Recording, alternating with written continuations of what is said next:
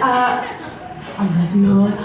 I would also, first, before we start, to say a huge thank you to the Stormcrow Ale House and staff.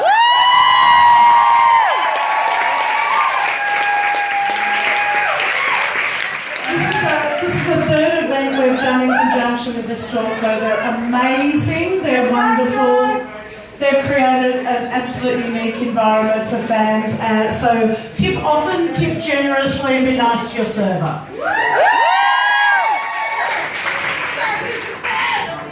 Also, if you're having a good time tonight, please buy me a drink. Or Purple ripples. I'll also take really, really intimate hugs as payment.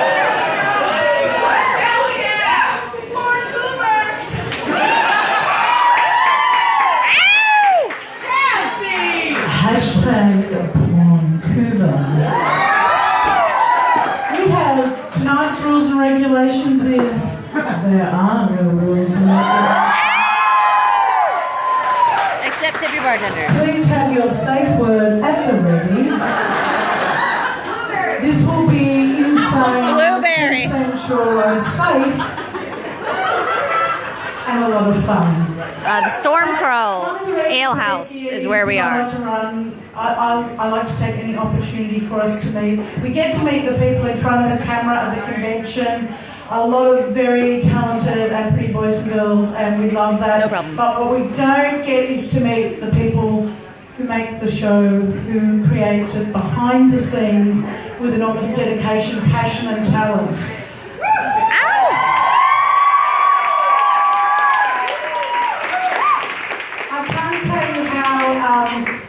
Honoured and privileged we are to have here tonight with us. You've got to stand up now, Jerry.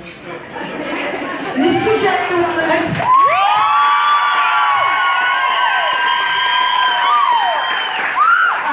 Production designer, director, is it co-executive producer? I get confused on it. Anyway, a man who is responsible for the visual language of Supernatural, from the bunker hotel room to submarines to heaven and hell, down to the damn labels on the beer bottles. Mr. J. Wanek.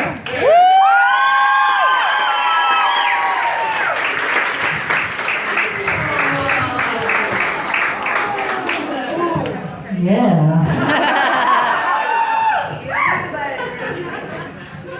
Thank you, Jules. Woo! And thank all of you. I mean, for me, this is a great opportunity to thank the people that matter the most to all of us who work on this show. I mean that wholeheartedly. So give yourself a round of applause.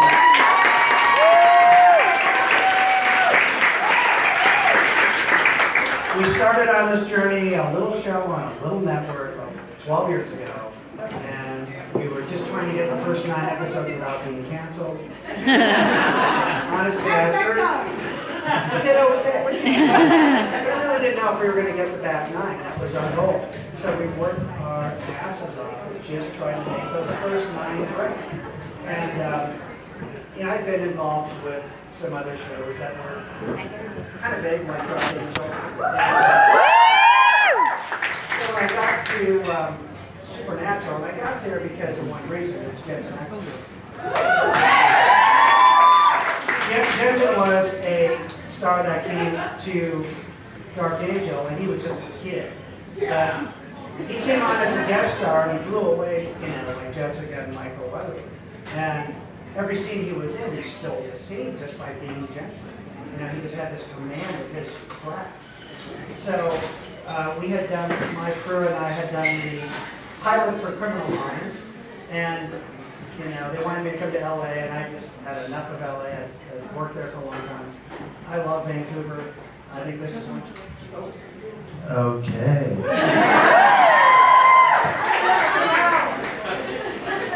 Now I don't even, now I can't write that. Anyhow, so I hated LA. I still hate LA. Pays for my rent, but I still hate LA. Now LA's great if you're in your 20s, you know, and want to go there to just read on this break. But for me, coming up here was just a great fit.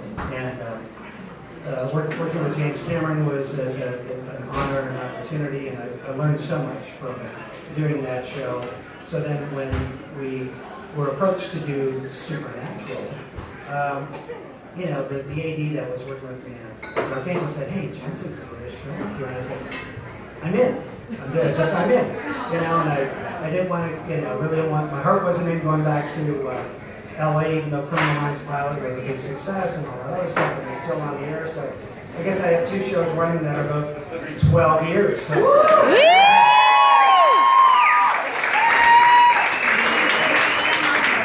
I hope that didn't sound like Donald Trump. Don't mean that. Because the reality is, the reason that our show is on for 12 years is, first and foremost, number 1 and number 2, period. The performances that we get from Jared and Jensen every week are phenomenal. I mean, I get the scripts very early, I read them and I'm going like, okay. I mean, the sets are hard, but how are you guys going to make us believe this? And I'll watch the show and I'm going like, I got it. I'm in. And that's magic. And then it goes to, okay, so 1 and 2 are main reason. And then we have this phenomenal supporting cast we've stumbled on, right? I mean, just by good casting. And again, like the character of Bobby was written for basically 1 episode. But Jim Beaver knocked it out of the park. And all of a sudden, surrogate dad. Here's a guy that can do dad. And, he's stayed with us for a long time. And then, to me, one of the biggest turning points of our show, because it's great to do the horror show of the week. It's great to do it about family, which our show has always been about and will always be about. But, all of a sudden we opened up the heavens, right? So by Jensen going to heaven, hell, or wherever he went to, it was pretty much hell. At the end of season 3, and then with the introduction of Castiel season 4,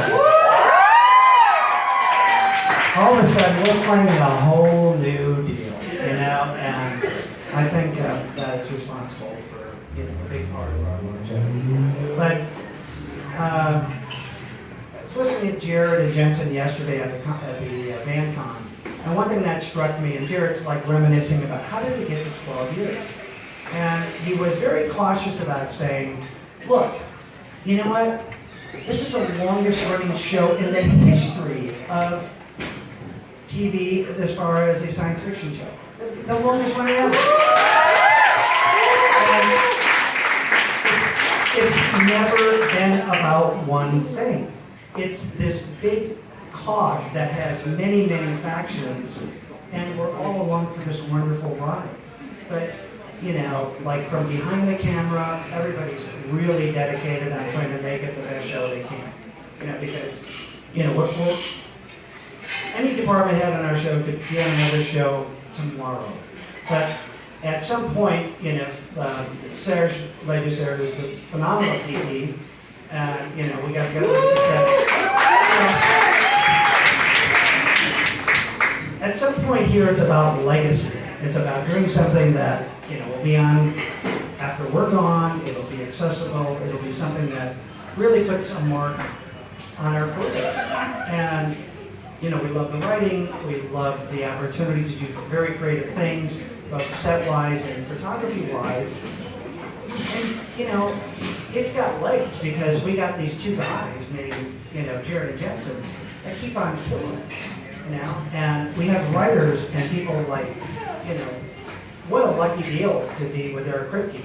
I mean, this guy, I did meet him because I was doing a show called Lost in Space and with John Woo, and Eric came in as a ghostwriter because we were in a little bit of a script trouble.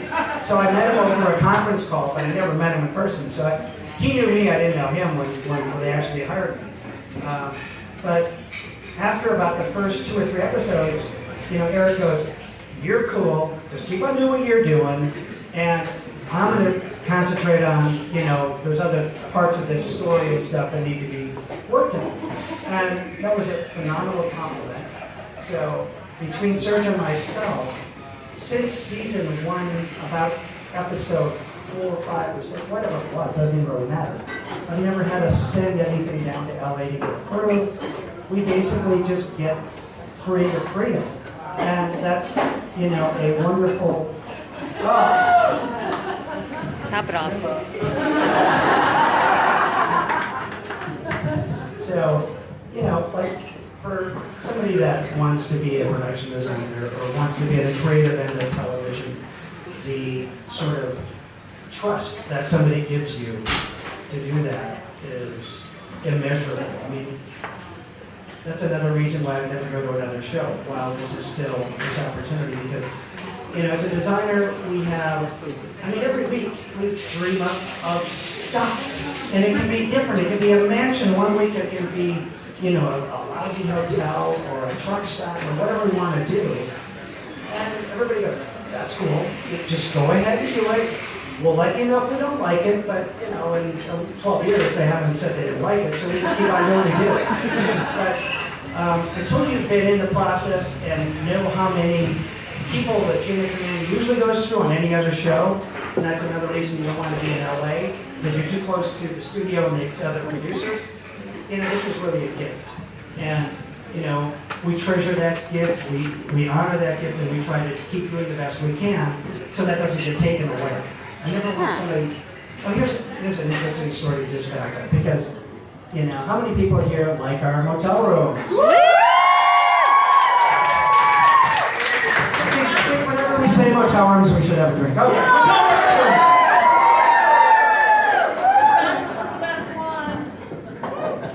I thought so too. So, we're in about episode 3, and some producer from Warner Brothers has this bright idea. We're going to get Motel 6 to sponsor us. That way, every place the boys go, they got a motel to stay in. And we'll get money from the app.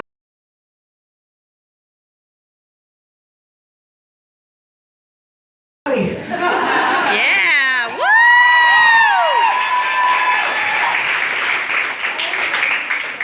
Because I knew one thing,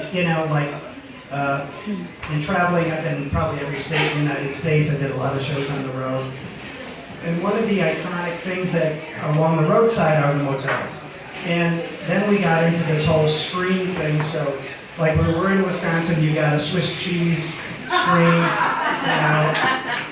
We just did a great one. I had worked with Prince a while back, and I loved him, and I loved that experience. So we were just, an episode that's coming up was in Minneapolis. So, we did the whole Purple Motel. It's coming up.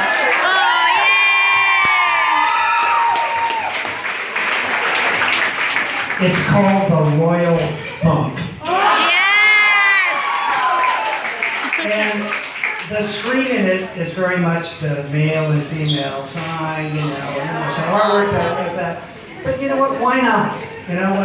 What is more important to Minneapolis than Prince? Nothing. So we just gave a little nod.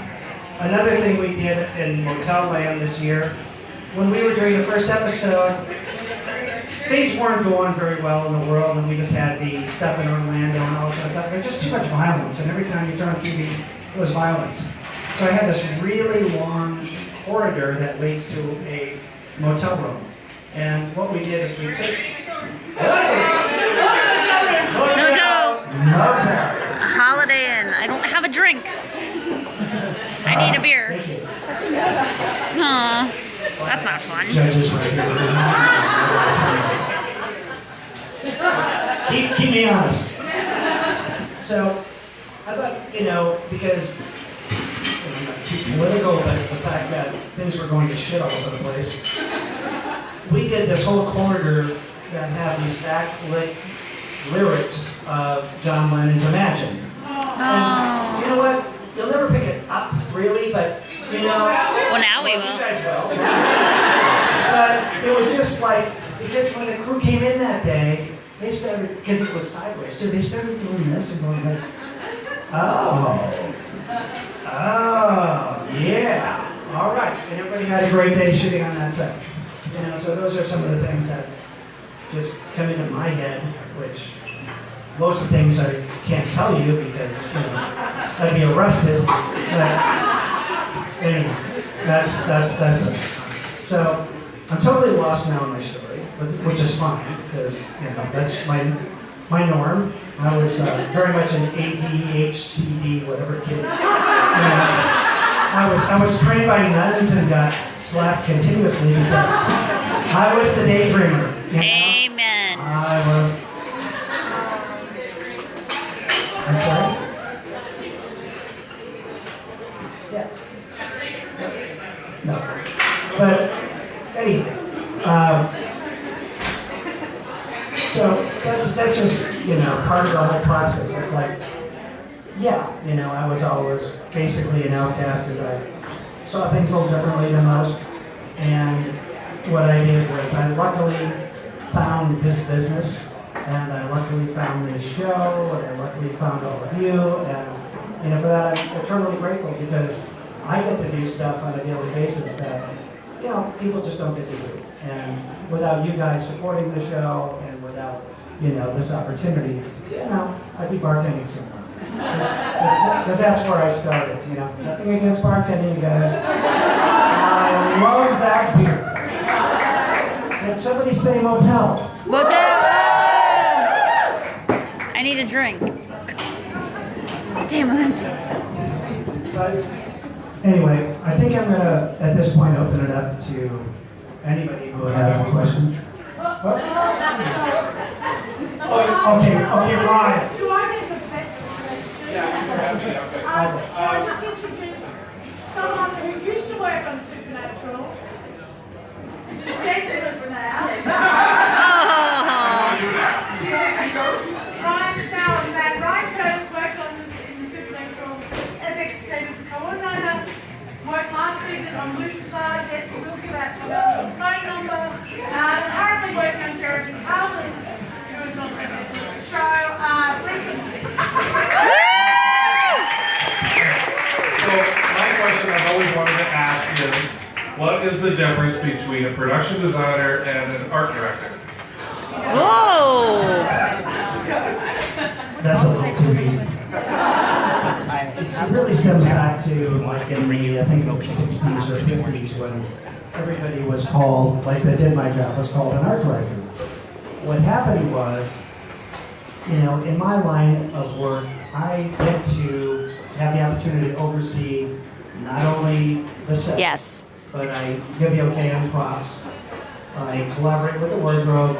That is Jules Wilkins. With She the is visual effects. Super Wiki. So what had happened is our direction was sort of like this microcosm, and then all of a sudden, as all these other elements started to come in, and they still, went to the production designer or art director and said, hey, what do you think? You got to give your okay. So they thought they should broaden the title.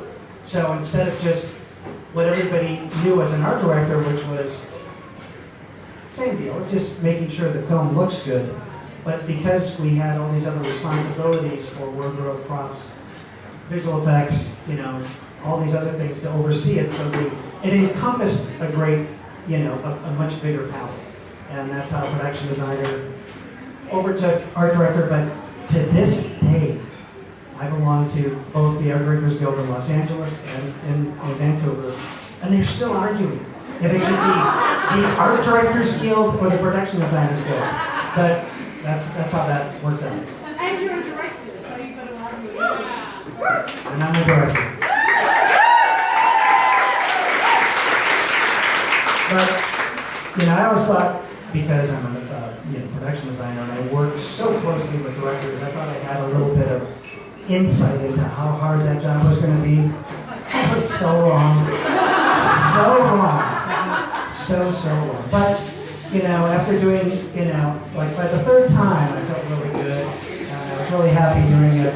And I learned so much about being a production designer by directing. So my focus has changed, and there's a couple times in my life where it really shifted my thinking, because when you're an artist and you do these huge sets, I mean, I was doing some mini-series in Texas where we literally spent $1 million building a mission on the top of this mountain.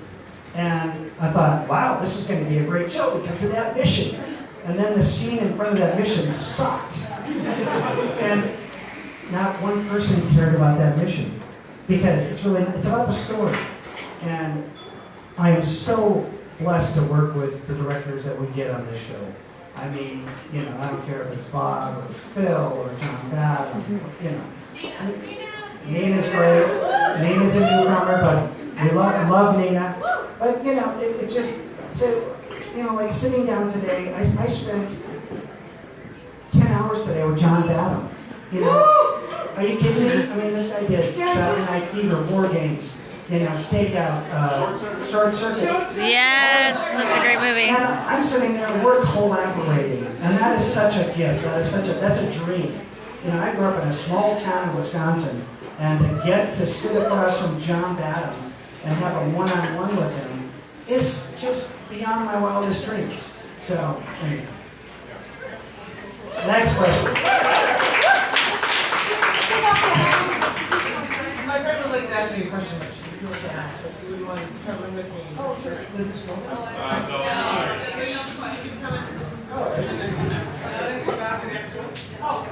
Entertain us, Jules. Going this way. Oh, okay. Jerry's on the move. Play-by-plays, go.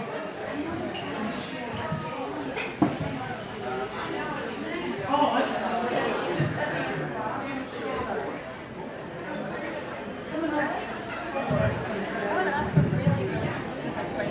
Well, ask a really specific question. Probably not in this kind of format. I want to know what the kind of alcohol Dee was drinking in Mother's Little Helper, the episode that yeah. Because I haven't looked at that really help on all those angles and I kind of yeah, I don't know, like it's been cracking nuts. What season was that? What season? 9. Might be Toronto with question.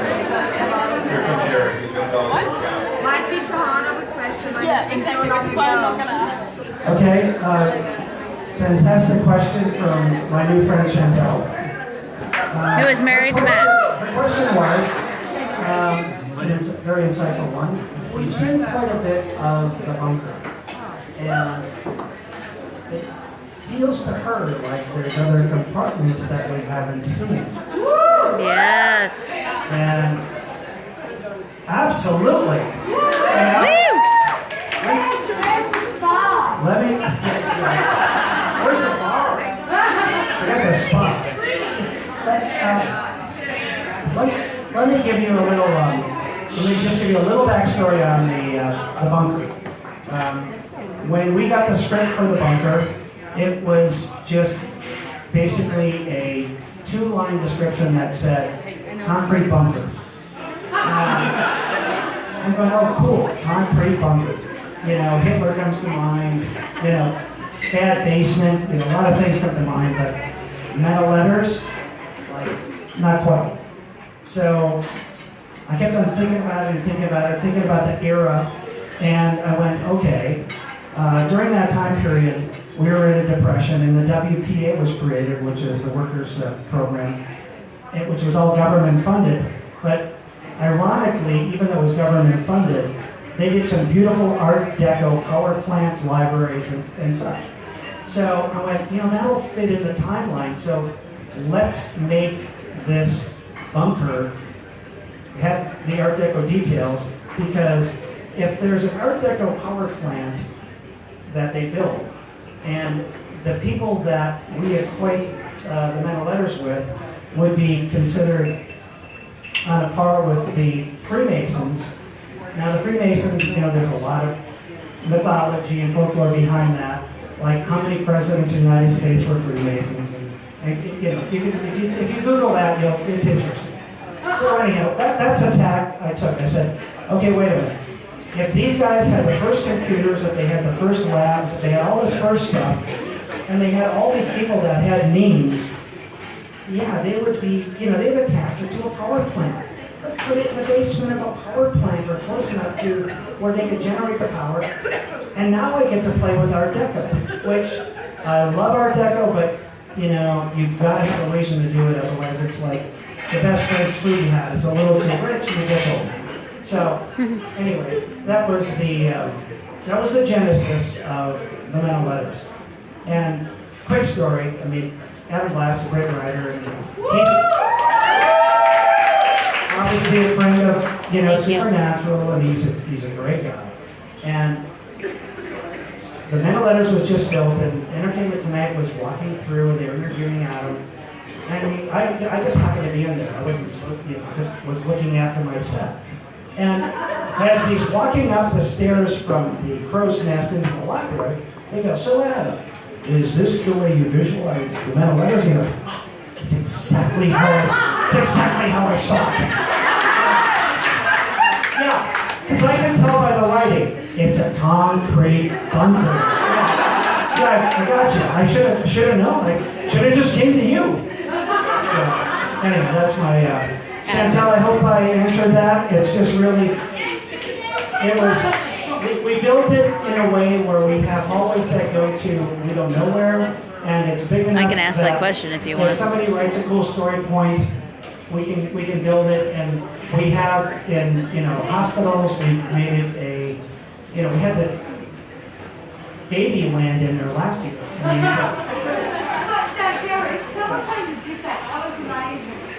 Oh no. David Copperfield came and he just did his wand and it landed and it was perfect. You've probably been asked this question before, but I was trying to think of a question that would have motel the most times possible to be answered. Drink! Has there all your great visions for these motel rooms over the years, has there been one that was especially challenging to realize? Like you have this idea that you want to get, the props and stuff to go with that theme. Have you thought of one in your head that was super hard to actually find the stuff to go in it? Good question. So, out of all the motels, there's just something that we conceptualized and then had a hard time fulfilling that. Periscoping. Yeah, that happens almost every motel. I gotta keep talking. Drink. We start with sort of a loose interpretation, like the Royal Funk, for Prince, and then we just keep on building and we keep on going to smaller details and smaller details so we roll camera. Eat them, yes, please. So, between the key card and, the day that we were shooting the Royal Funk, I still didn't like the artwork because it was artwork that we had found that sort of fit, but I said, no. I said, here's what we're going to do. We're going to take a picture of the screen, we're going to superimpose it on this background, and we're going to put it above the beds, and that's our art. But that was literally 20 minutes before we shot it. So, every time... No, eat them. Here's one thing. It's great to do stuff that's different, but I think the biggest rule I have as a production designer... So ask me the question again. Being different is just being different. It doesn't mean it's good design. I see so many things that is just gratuitous where they'll, paint something fluorescent or do something, that's just so, it makes your head spin, but not in a good way. And my edict is, we can put anything we want in a motel. There's got to be something else in that motel to support the reason why we put that in there. So like in the Packerland, Wisconsin motel. Thank you. We have the cheese in the screen. We also have old photos of Lambeau Field, which is the Green Bay Packers field, and everything's in green and gold, which is their colors. So I'm never satisfied with just being something that, you can say it's a Royal Funk, but when I walk in there, I want to look at it and go, I don't care if it's a Royal Funk, it's a cool motel, okay? It's got to be a cool motel. And then if you get the nuances, like we have keys hidden in the screen, It's like or we 3 or have, 4 drinks. we do a lot of clues and that stuff. But first and foremost, as a piece, it has to look good. The way I approach any set is, it is an installation art piece that tells a story. So when my opening for my art, my gallery, is when the crew walks in every day. And I can tell how successful that piece was by how many iPhones come out and they immediately go, ah!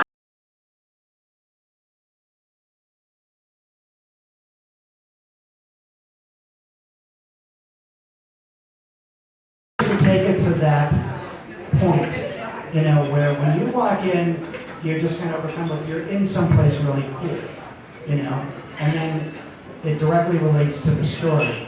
But I just don't do stuff like, if I like that image there, and that's not enough for a motel. I gotta go everything around that image that complements that, you know, I mean, and we've done, you know, like, I remember the Trucker Motel, we had the mud flat girls on the screen, and, you know, that's the only time Eric goes, really? Really? That was a pretty serious scene. Right. Well, you know, it's a truck stop. You know, truck stop, Trucker's Motel, mud flat girls. I mean, you know, it worked for me. It works for me too. Thanks, Jules. Me I too. have a question over here. Okay.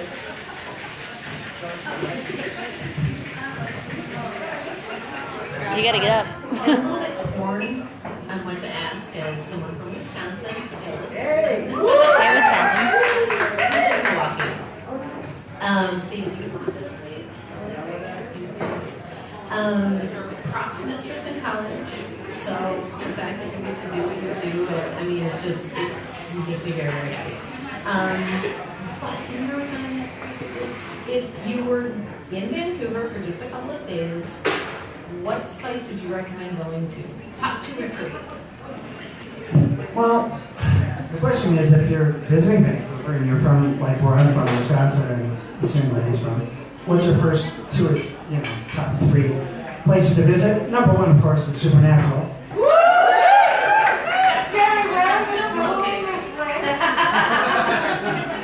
Jules, I think I need a shot of tequila. Otherwise, that didn't happen. Tequila for the man. You know what? Vancouver is one of the most naturally beautiful places I've ever been, and I love it here. I just think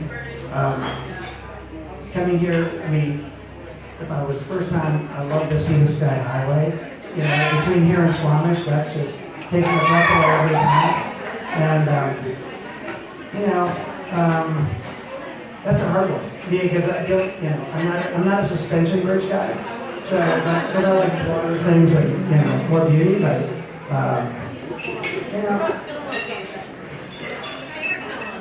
favorite film location? Well, Riverview. I mean, Riverview is like it's maybe a 50-acre parcel that used to be a state hospital for people that had mental problems. Anyhow, but it's a beautiful grounds, and it is, holy cow, she meant it. She must be from Australia. Because they mean what they say. Okay, well, we've never built a motel at Riverview. Yeah. Okay, tomorrow for shooting that. Yeah. Take notes. It's very versatile, and it works on a lot of levels. So that's probably. But you know what? Every single place we shoot at is a different challenge, and first and foremost, you got to stay true to the writing, because it's not about me. It's about Jerry Jensen and the rest of our cast being able to tell the story. And I learned a long time ago from a very yes. He said, "You make my job easy because I come in here and I believe that I'm in this situation because it's so beautifully appointed and it means so much to me that I open the drawer and I see what this person would have in the drawer. And everything in there, that this whole environment is my character. So for me, it makes it easier for me to play that. And that's Jerry and Jensen have been very, very kind. They've given us more compliments than we probably deserve. So that's what we try to do. That's what we get hired to do. That's what makes us happy. Is when we pull it off, and fits the story and maybe takes it a little farther, maybe embellishes it just a little bit, and keeps you guys coming back and tuning in. So. Okay. Okay. Oh, she's grabbing the mic. Very good. Oh, there. I had 8 mics. I just wanted to say you've had so many beautiful buildings like the Department of Defence says. How do you go about doing that? And how long does it usually take? And what would you say is your favourite that you've created? That's a great question. We should have this place, you're talking about the DoD lands, right? Yeah. Okay, so DoD lands is this old army base that it was decommissioned a long, long time ago. But what it does have is these roads. So when we need the Impala to race by, or we need a gas station out in the middle of nowhere, or I don't mind. Well, let's say a Cajun bar with an alligator on the neon. So to answer your question, one of the great things was Jensen's episode, and we needed a gas station. It's supposed to be in the middle of nowhere, and those just aren't, the kind that are cool to me just don't exist anymore. So I said, Jensen, we're going to build this. What would you like to call it? And he said, well, let me think about that. And then he said, well, what if we call it Levi's? I said, Levi's not going to work because it's a gene, and we're never going to get clearance. I said, what's the backstory? He said, well, I have this, nephew who's got some problems, and he's a great little kid. I said, okay, well, let's call it Little Levi's, which was L-I-L, Levi's. And we built this, nice little gas station with a toy, truck or car that the little boy is sitting in with his little hat. And it's called Little Levi's. And then we sent the sign and the graphic and everything to Jensen's sister, who was their child. And, so that was special. That was a nice one. But, there's so much, from Wisconsin. I mean, if you were living in my hometown, the amount of places that I take credence to, just, you gotta name it something. So why not be a place where I used to get drunk? Yeah. Jack's Beer Garden. Hey, so I got, we named the place Jack's Beer Garden or Wenzel's Tavern or whatever. So, a lot of times I'll ask, a great example is a director that we were so blessed to have last year, Eduardo Sanchez, who did the original Blair Witch. And the coolest guy on the planet. I mean, he's got a beard longer than any ZZ Top guy. And he's so laid back, and he's such a good director. And I said, hey, Eduardo, what should we name the pond? He goes, let's name it Ruskins. I said, okay, Ruskins it is. And, for those who are Blair Witch fans, there's a big mythology there. And then I said, okay, what should we name the beer? And he goes, Ellie's. I said, done. So, that's the stuff we do. It keeps us interesting for all of us. And when you guys find those little nuggets, it makes us happy. So it's just, that's one of those backstories where, for Jensen or for Phil, because Phil is from Michigan, all that. So, a lot of times, the first episode this year, we have a fruit stand. And Phil, who's our executive producer and one of our best directors, who's done he has done more episodes than anybody else. So Phil Swisha, everybody.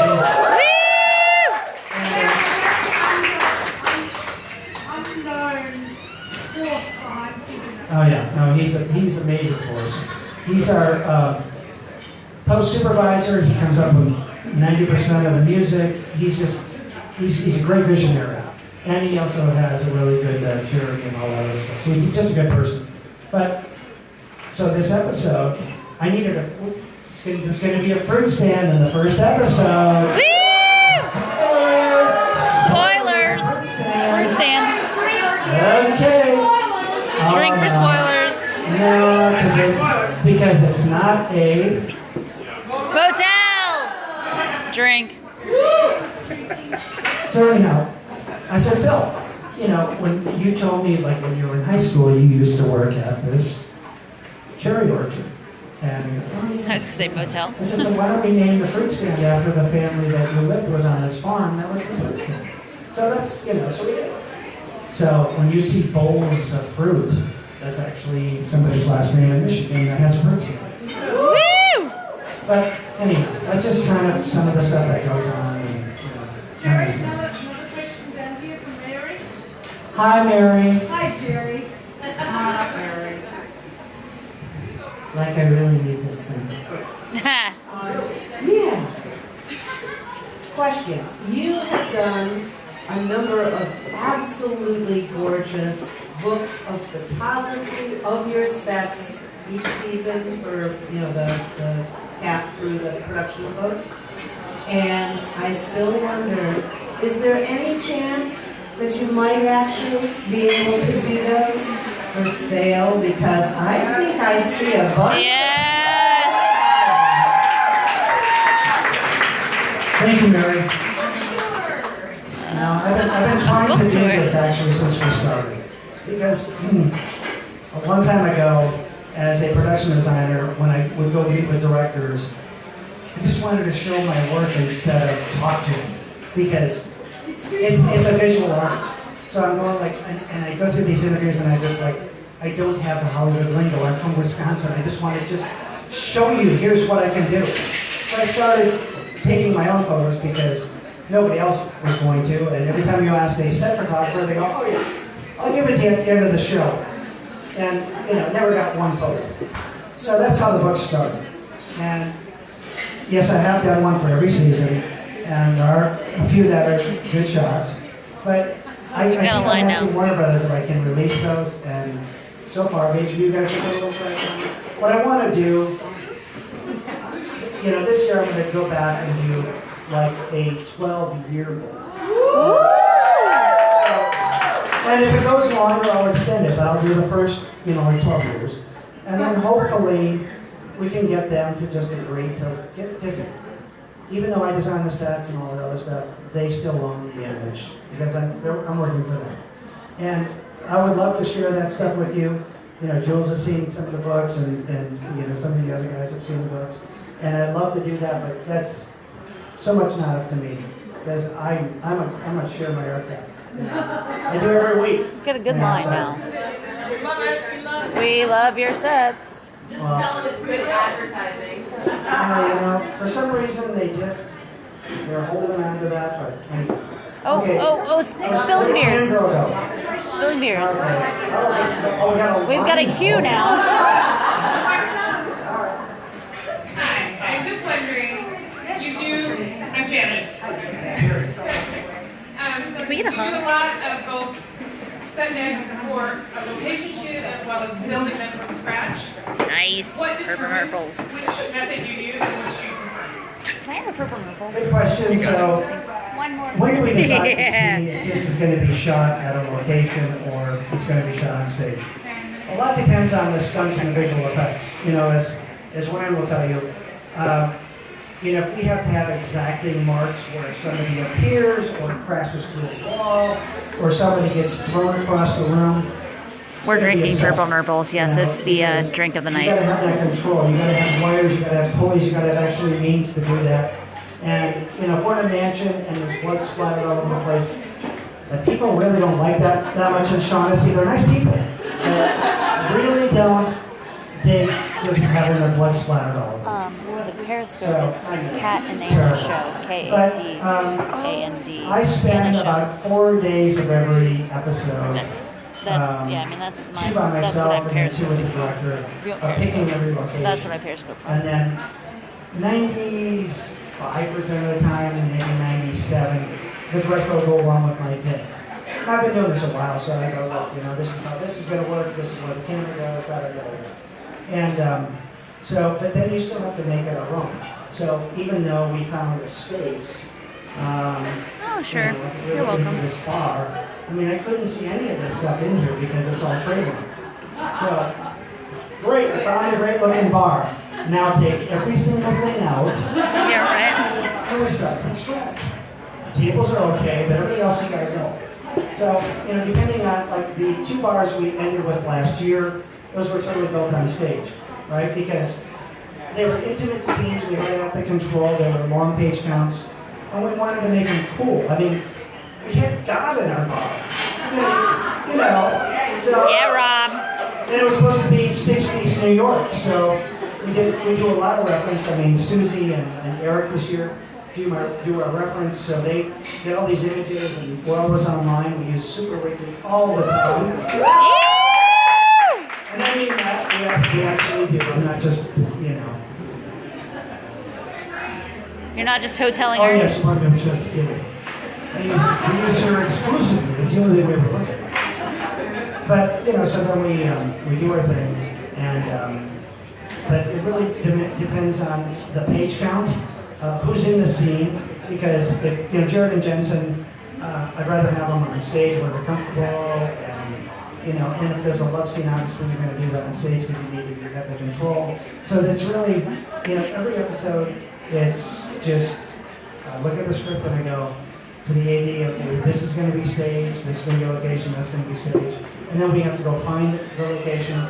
And a lot of times we'll find the exterior, and then I have to match the windows, the doors, whatever, and then we build everything else on the stage. So I got to start with finding that place, and then after that, we kind of work backwards. Captain's choice here, so that'd be you. That would be me. No, I was just wondering if you could explain to people how big, when you're talking about doing sets and locations, how big the studio space is. Obviously, you've got the bunker as a standing set at the moment. So, how much extra space do you have? I know we know you've used the backlot set that a number of shows use as well. But how much space do you have to build sets, and is that a restriction? The short answer is not enough. Because, you know, like every director would rather have the control of the lighting and have the option of being on stage. But, you know, because of the metal letters, that takes up one whole stage. And then, you know, everything else, because the longest we get to build a set, and somebody asked that Did earlier, someone ask a question? I didn't see it. But we have 8 days to build a set. So, I mean... So I just thought you said 8 days. 8 days. So, and that's... Yes, she's from Australia. The church and sacrifice, and that's not only to build it, that is to paint it, that is to decorate it, and torture it. So, it's always a challenge, and you know, it's sort of like a Rubik's Cube, because we have the plots of every stage and every set on it, and we design new stages, and it's like putting this little piece of puzzle. It's like, okay, the kitchen's going to go over here because the cellar that we have on stage today is shaped like this, so this has to be over here. So it's always one big puzzle, you know. But you know, part of my job is to make a decision and go with it, because if you stop or you stutter or you don't make a decision, all of a sudden you lost a day. And when you only have 8 days to build a house, that's really stupid. So for John Badham's episode, what we're doing right now, you know, there's a lot of pages in this one house. And I said, okay, you know what? And I started sending John images and stuff like that before he even got up here. I said, we're committing, this is the floor plan, this is what we're doing. And, you know, we have this trust because we've done enough episodes. He goes, great, this is what I want to do. And, you know, we go ahead. But we're lacking in stage space, but that's just one of those things that everybody's faced. You know, like every show up here has the same thing. The thing that's different now, that when we started, there were about 16 or 17 shows here. Right now, there's 53. Wow. So between having enough crew and also vying for a lot of the same real estate, that becomes very difficult. You know, just so you just got to be creative and you just got to do your best. What about when you recycle sets? I'm thinking of an arched hallway that lasted. Arched hallways are my favorite. That's why they last so long. I'm into arched hallways. I'm into arches, period. Mine are falling, but I'm into arch. Okay. As someone who's lived the last 80% of the last 5 years in hotels, your designs make me angry every time I walk into a new one and it doesn't look like one of your sets. Rachel. Drink. Thank you, Rachel. She likes our motels. But my question is, Serenity has a Han Solo figurine. Psych had a pineapple. We have the clock. And Can the you talk? deer's head. And the deer's head. Can you talk about those? Sure. But you forgot the monkey. The monkey. We had, when we first, in season 2, we created a bar that Eric Kripke used to visit in Santa Monica. And for some reason, there's this goofy monkey that we had right next to the cash register. Rachel, down in front. And so it just kind of carried through. And all of a sudden, everybody noticed the stupid monkey. All of a sudden, it's on all these other sets. I'm going, why is the monkey here? Because it's a monkey. Okay. But we don't do that as a rule. You know, as far as like, it's not in every set, you know, like Johnny Mac when he directed his, and hit a hockey puck. He's Canadian, you know, he likes the hockey puck. Me, not so much, you know. I might put a piece of cheese somewhere, but I'm not going to put, I got to put a hockey puck out there. But, you know, I'm aware of all that stuff, but I think ours, when we do something like that, it's always, like Eric's edict was, we can do whatever we want. Eric Kripke, the creator of our show. We can do whatever we want as long as it's based in mythology or folklore. It's got to have a history. So for me, that goes right back to the motel rooms that we do.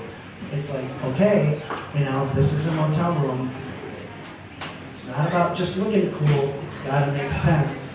And, you know, so that's the whole thing. So it's got to have a reason. And so we have many things that repeat, but not just one. Thank you. So maybe just go for it. And that kind of leads into my question, actually. You'll see the same background things that people have. Are you asking a question? Beer sign. What's your question? Certain types of beer. And do those ever have anything to do like? Do it. Okay. What is it signify anything in the story? Like, do you use a certain beer there's a when line. somebody's having feelings about something specific? That's a great question.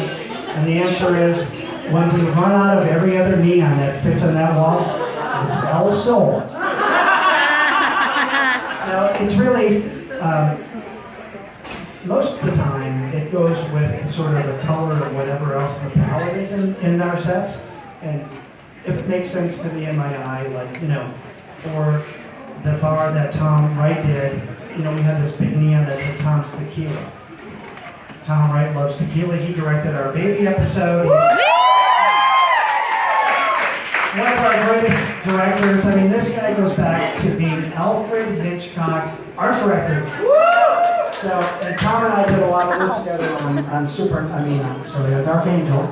And we bonded because, you know, we both came from the same discipline and, you know, just a wonderful, wonderful man. And so we try to just do some special stuff. Like the Roadhouse, we did a baby and all that stuff. And, but getting back to, you know, what were we getting back to? Yeah. Well, there's some of that, but the one thing that is true to our story is the Margie Kugel neon and the Margie Kugel beer was because I'm from Wisconsin. There's a beer that's called Leinenkugel. My mother's maiden name was Margie Kugel. So in her honor, we made Leinenkugel, we turned it into Margie Kugel, and her picture is actually on, you know, all the bottles. True story. Thank you. She had 8 kids, come on. At least she could do is get a beer with her. The next question will be Moas Motel. Motel. Hence, motel. No ass Krista. motel. Okay. Crispa. We'll talk. Crispa says hi. Who says hi? Christmas You're this time. close. You're in Portland. We can work this out. Do you know Sil? She didn't recognize me without a beard. Oh, she's got a beard. It's cool. Proudest moment, or has there ever been a moment where you were working on something and you